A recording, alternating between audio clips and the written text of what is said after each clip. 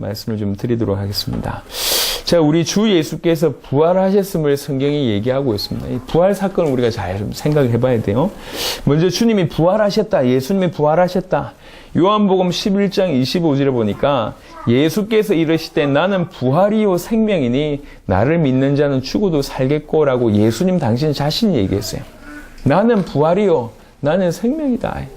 그래서 나를 믿는 자는 죽어도 살겠고 무릇 살아서 나를 믿는 자는 죽지 아니할 것이라고 얘기했습니다. 죽음이란 건 없습니다. 아니 육신이 죽음이 없다는 얘기입니까? 아니 그 말이 아니고 죽음이 없다는 거예요. 그게 죽음이 아니란 거지. 사도행전에 스데반이 돌 맞아서 육신으로 죽었습니다. 성경은 뭐라고 표현했냐면 잔이라라고 표현했습니다. 그게 죽음이 아니라는 거죠. 단지 이 영혼과 육신이 이별될 뿐이지 그게 죽음이 아니다. 참된 죽음이 그게 아니다는 거죠. 그래서 부활이고 생명이신 주 예수를 믿고 그분을 받아들이면 부활, 생명이 그대로 우리에게 임하는 겁니다.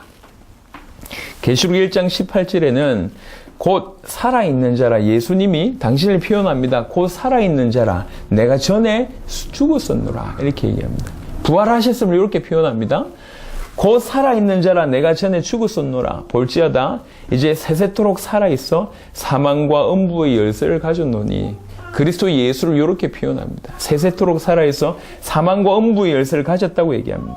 고린도전서 15장 20절에 그러나 이제 그리스도께서 죽은 자 가운데서 다시 살아나사 잠자는 자들의 첫 열매가 되셨도다. 부활이 어떤 것을 의미하는지는 조금 더 깊이 있게 설명하겠지만 단순히 그분이 부활하신 사건은 그분만 부활하는 게 아니라 그분이 우리의 부활의 첫 열매로 부활하셨다는 거죠. 당신을 그리스도로 믿는 모든 자들로 하여금 참된 부활에 이를 수 있도록 그분이 길을 여셨다는 겁니다. 고린도전서 15장 21절에 사망이 한 사람으로 말미암았으니 죽은 자의 부활도 한 사람으로 말미암는도다. 고린도전서 15장 42절에 죽은 자의 부활도 그와 같으니 썩을 것으로 심고 썩지 아니할 것으로 다시 살아나며 지난번에도 얘기했지만 소생과 부활은 다릅니다. 조금 이따 보시겠지만 소생은 그냥 죽었다가 살아난 거예요. 예. 육신을 가진 몸으로 죽었다가 살아났습니다. 그래봐야 다시 죽게 됐어요. 그거는 그냥 잠시 육신적인 죽음과 육신적으로 살아남, 요거는 그냥 소생을 얘기합니다. 부활은 뭐냐면 아예 죽음을 이긴 상태로 산 겁니다. 다시 죽음이 그에게 없는 그런 상태로 다시 삶을 부활이라고 얘기합니다. 그래서 부활체의 몸으로 다시 사는 것을 부활이라고 얘기합니다.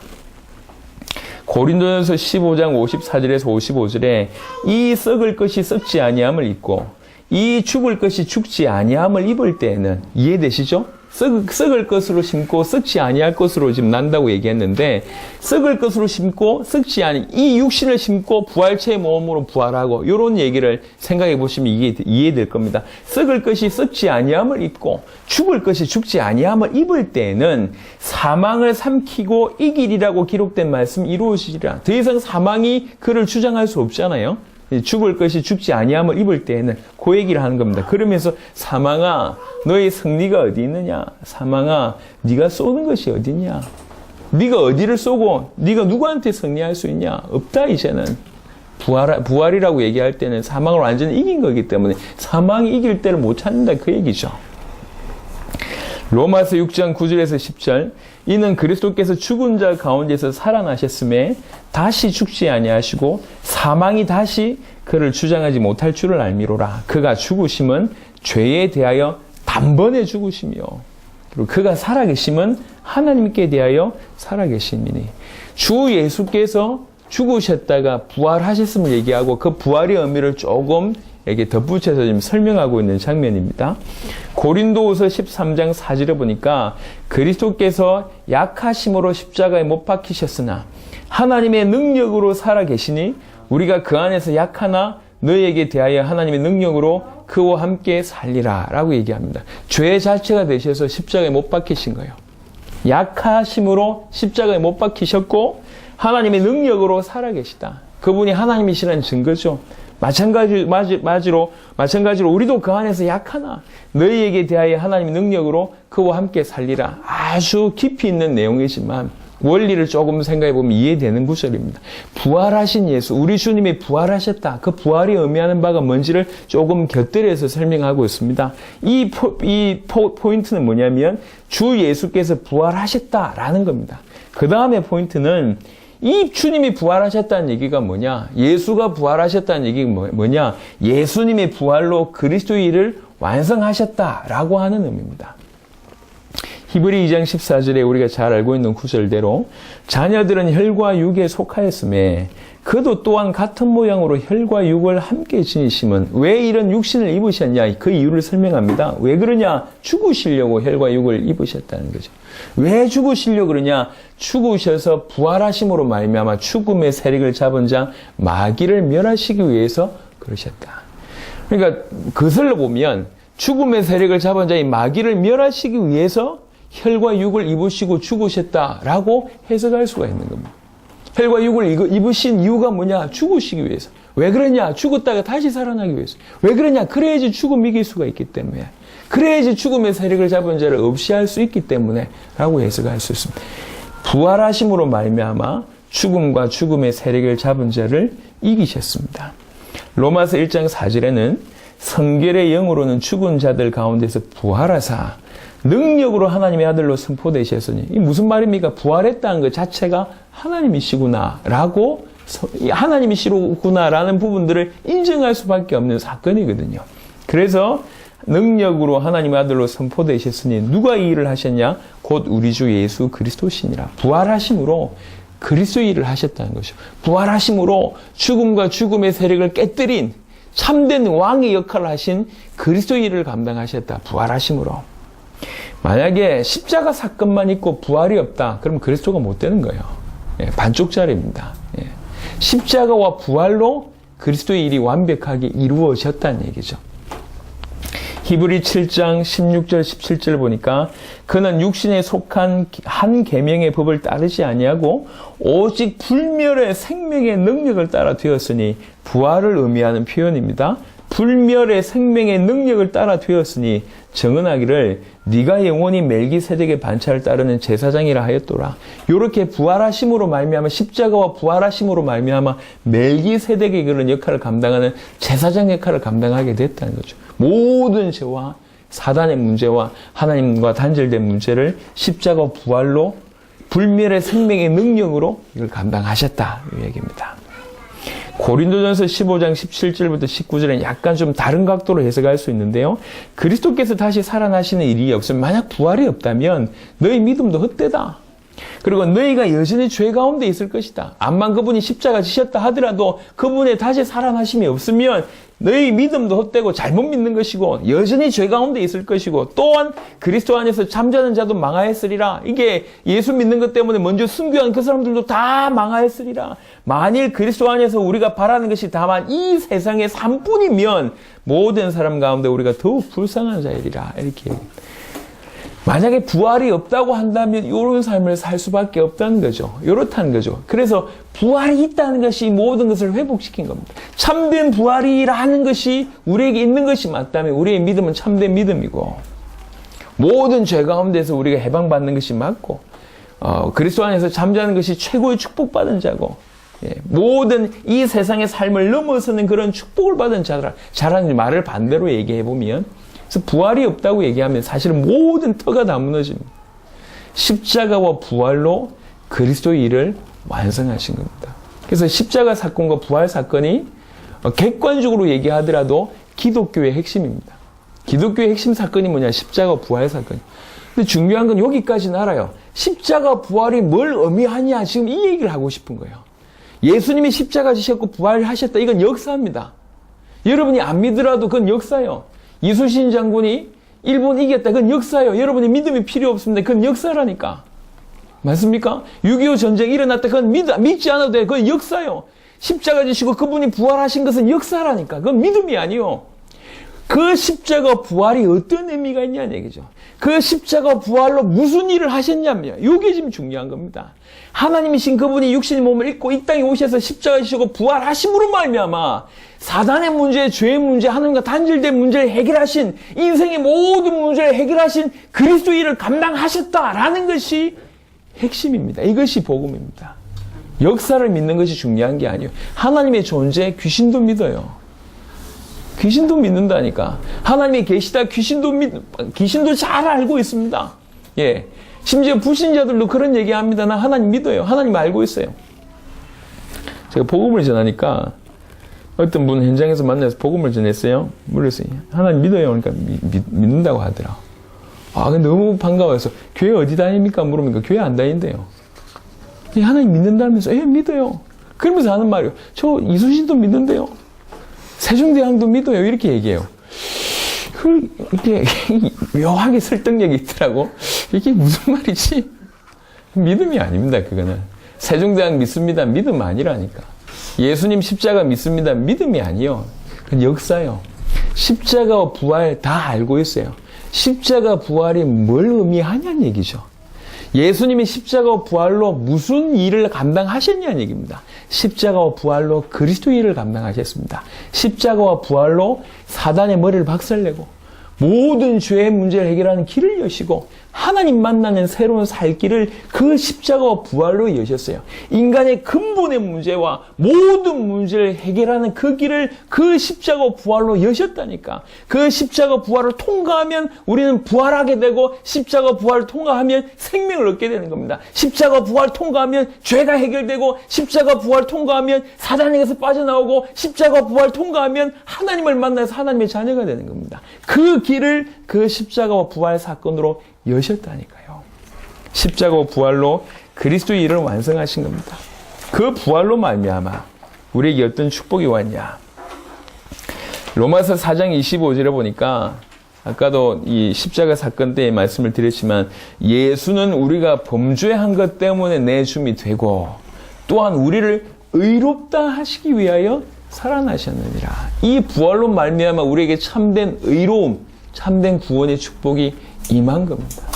우리 죄를 위해서 범죄함 때문에 죽으시고 우리를 살리기 위해서 어렵다 하시기 위해서 그분이 살아나신 거예요. 십자가 부활로 구원의 일을 그리스도의 일을 완성하신 겁니다. 로마서 5장 9절에서 10절에 보면 그러면 이제 우리가 그의 피로 말미암아 의롭다 하심을 받았으니 더욱 그로 말미암아 진노하심에서 구원을 받을 것이니 곧 우리가 원수 되었을 때 그의 아들의 죽으심으로 말미암아 하나님과 화목하게 되었은즉 이제 화목하게 된 자로서는 더욱 그의 살아나심으로 말미암아 구원을 받을 것이니라. 십자가와 부활로 구원의 길을 완벽하게 여셨다는 표현을 이렇게 쓰는 겁니다. 십자가와 부활로 모든 길이 열렸어요. 구원의 길이 열린 겁니다. 사실은 이 시대가 별로 어려움이 없는 시대고 사탄이 많은 것을 혼란을 시켜놓은 시대다 보니까 구원이라고 얘기할 때도 이게 얼마나 간절하고 갈급하고 얼마나 대단한 일인지를 몰라요. 제가 지금 볼 때 이 시대에 정말 중요한 부분들을 다 희미하게 만들어버려요. 다 변질시켰어요. 중요한 것을 중요하게 볼 줄 아는 것이 지혜거든요. 어릴 때는 건강 조심해야 된다, 건강 관리해야 된다고 얘기할 때 청년 때는 그 말이 들어오지가 않아요. 왜 그러냐? 하룻밤 지새도 얼마든지 씩씩하게 다니고 누구 말대로 돌도 씹어 먹고 하니까 이게 건강에 대해서는 전혀 생각이 없습니다. 하지만 조금씩 나이 들어가면서 그 말에 다가온 게 다 다르죠. 이렇게 다 다르다니까. 자식들을 키우기 위해서 남편이 아버지가 열심히 돈을 버는데 나중에 주종이 바뀌어가지고 잘 키우기 위해서 돈을 버는데 점점 아이들하고는 거리가 멀어지고 서먹서먹한 관계 1순위 아버지와 아들 이런 식으로 자꾸 되니까 분명히 자식들을 위해서 돈 버는데 나중에 자식들은 다 떠나가고 사라져요. 관계도 다 희미해지게 되고 희한하죠? 이게 주종이 바뀌었을 뿐만 아니라 의미 자체가 점점 바뀌고 점점 희미해져요. 오늘날 너무 혼란스럽게 만들었어요. 기독교인들에게 구원이라는 단어가 얼마나 많이 이게 들려지는 단어입니까? 근데 그 구원의 의미가 정확하게 전달이 안 되니까 뭐가 안 따라오냐면 구원의 감격이라는 게 따라오지 않아요. 의미를 모르니까 그 감격이 따라오지 않는 겁니다. 의미를 아는 만큼 감격이 따라오는 건데 의미를 모르면 감격이 따라오지 않아요. 그래서 체험보다 중요한 건 뭐냐면 의미를 아는 겁니다. 그 가치를 아는 게 더 중요한 겁니다.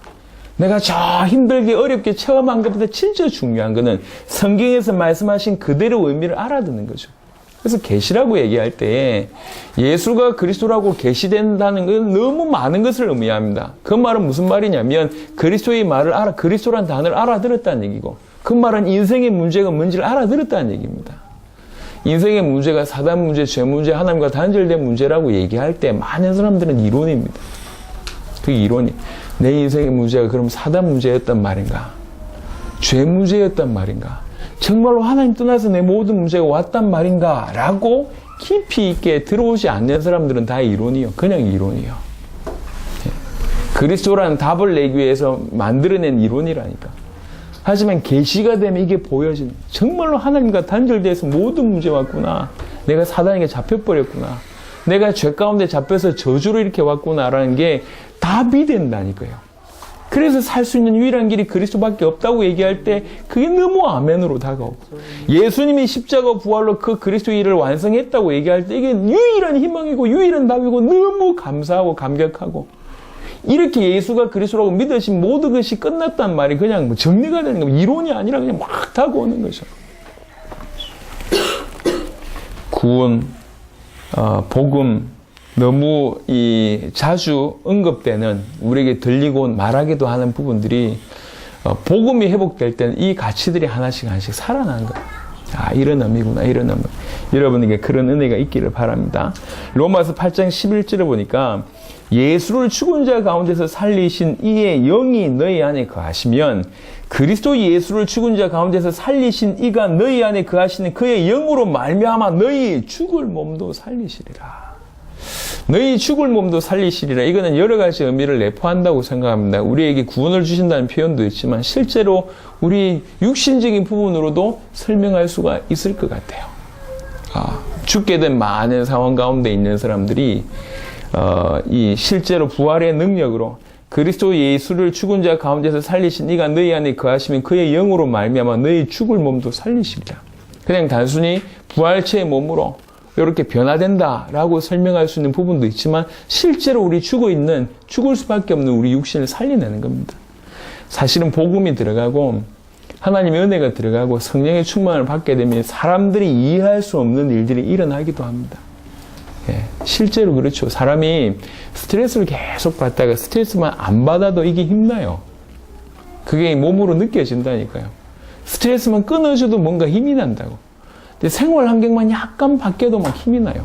하물며 마음 상태가 전혀 그러지 않은데 음악을 틀었는데 이 음악이 가슴 울리는 진한 음악이야. 그러면 갑자기 우울 모드로 막 노래 한 곡 때문에 막 들어가기도 하고, 또 다른 음악이 너무 경쾌한, 내 심정은 안 그랬는데 경쾌한 음악에 놓으니까 갑자기 몸이 들썩들썩거리잖아요.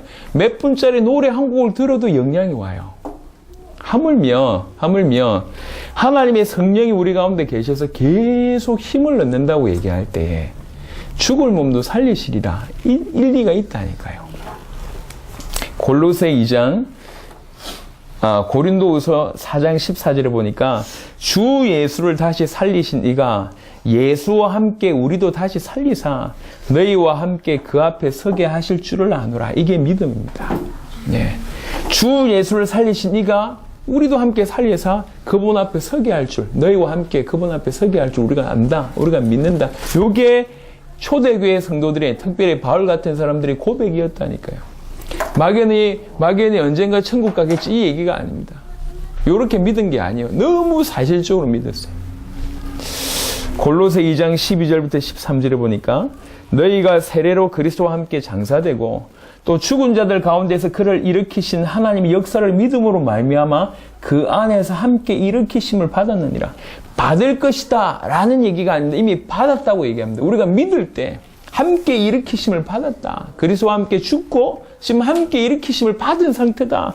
또 범죄와 육체의 무할례로 죽었던 너희를 하나님이 그와 함께 살리시고 우리의 모든 죄를 사하시고.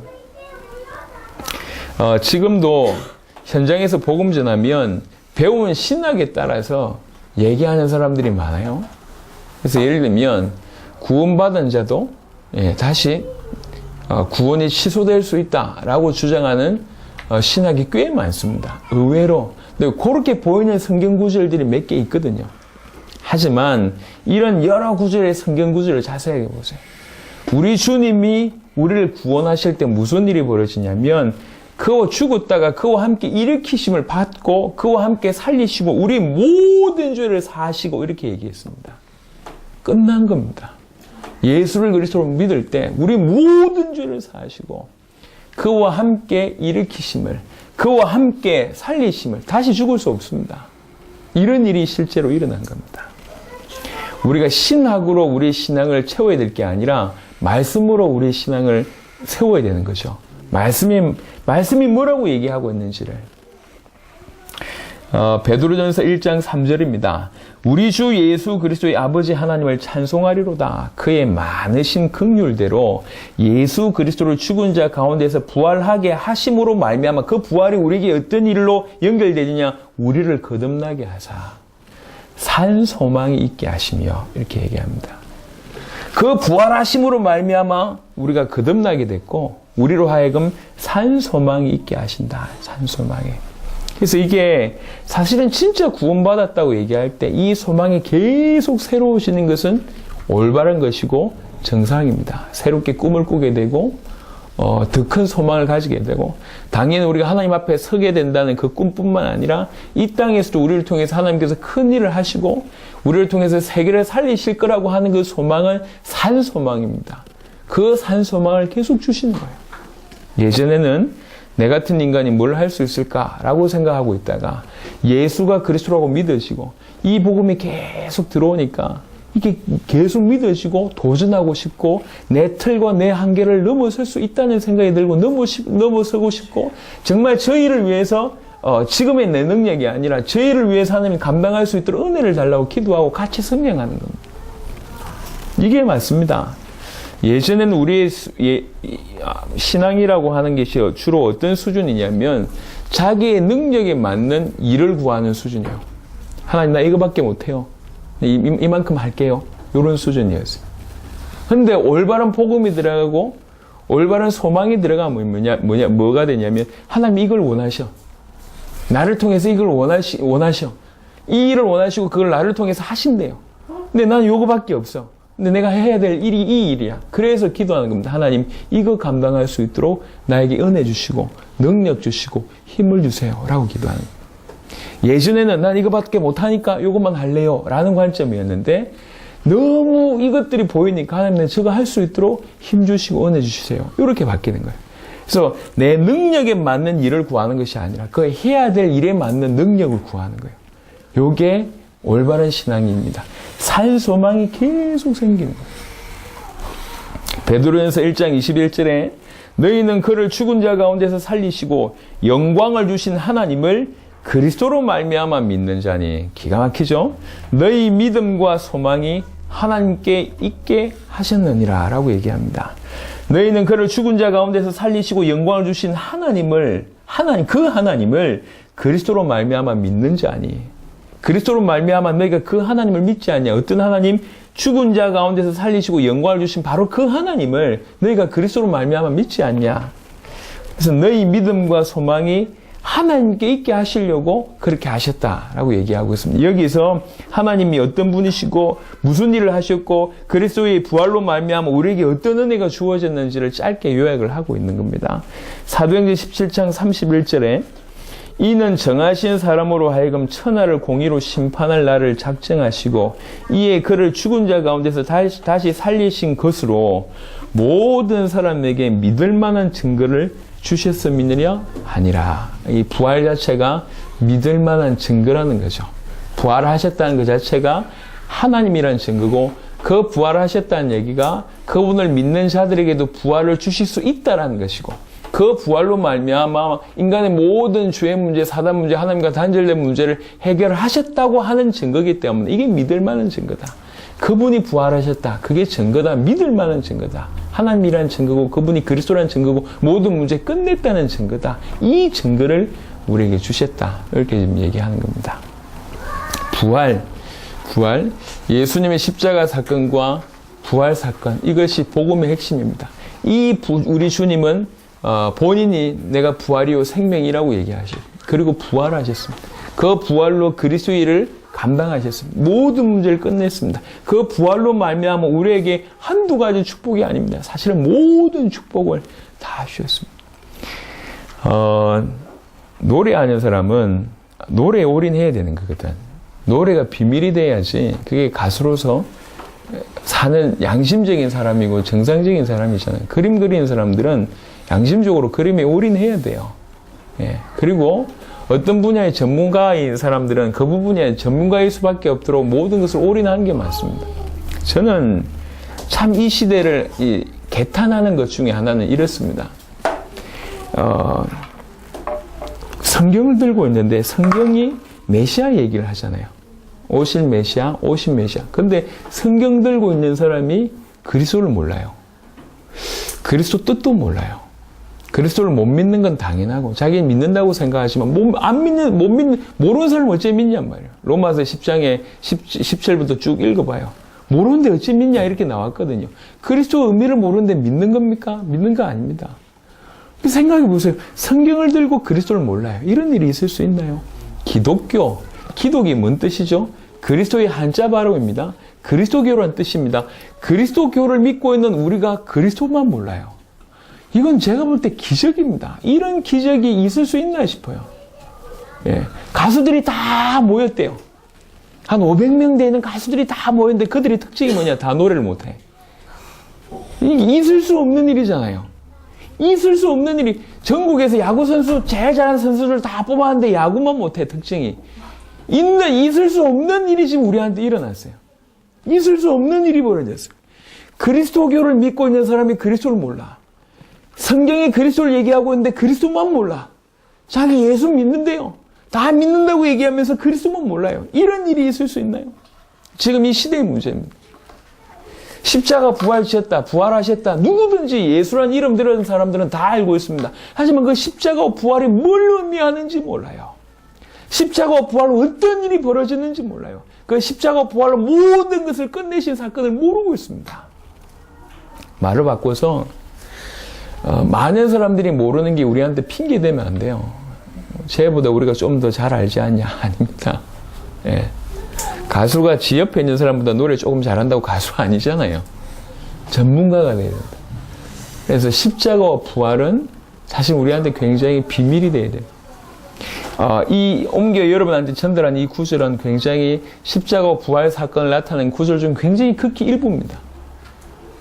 묵상할 필요가 있고 우리 것이 그것으로 반드시 소화할 필요가 있고 십자가 사건과 부활 사건을 여러분들이 목에 칼이 들어오더라도 양보할 수 없을 정도로 비밀이 돼야 되고 그 십자가와 부활 사건으로 여러분 인생뿐만 아니라 전 인류에게 무슨 길이 열려졌는지가 답으로 들어올 때 세계로 나갈 때 주저함 없이 갈 수 있는 거예요. 십자가 부활 사건 이 예수가 그리스도라는 복음이면 전 세계 살려 이렇게 돼요. 저희가 당사복 현장에 처음 뛸 때에 뭔가 경험 때문에 뛴 게 아니에요. 예. 많은 것을 했기 때문에 뛴 게 아니고 마음에 깔려있는 게 뭐였냐면 이 복음이면 세계 살릴 수 있어. 이걸로 뛴 겁니다. 그리고 세계 현장에 가서 메시지 전할 때도 항상 동일한 마음이에요. 니네 이거 들어야지 살아. 안 들으면 죽어. 요 마음이기 때문에 강하게 메시지를 하는 겁니다. 예. 타협하지 않고 애걸복걸하지 않고 제발 들어주세요 얘기하지 않고 우리에게 제발 집회 문을 열어주시고 뭐 어떻게 하지 않았습니다. 마음에 당신 이거 들어야 살아. 니네 이거 받아야지 살아. 안 받으면 죽어. 이 마음으로 간절로 복음을 전했고 그래서 받는 사람에게 우리는 생명 걸고 도왔던 겁니다. 그 결과가 이런 수많은 나라들이 일어나는 일들로 연결됐거든요. 액션이 중요하거나 역사가 중요한 게 아닙니다. 뭐가 비밀이냐? 어떤 게 나한테 비밀이냐? 그 비밀 때문에 솟아나는 힘으로 뭔가를 할 수가 있는 거예요. 십자가 부활이라면 충분히 전 인류를 살릴 수가 있습니다. 여러분 인생뿐만 아니라. 그래서 십자가 부활이 누구보다도 여러분에게 비밀 되시기를 그리스도 예수 이름으로 축원합니다. 아멘.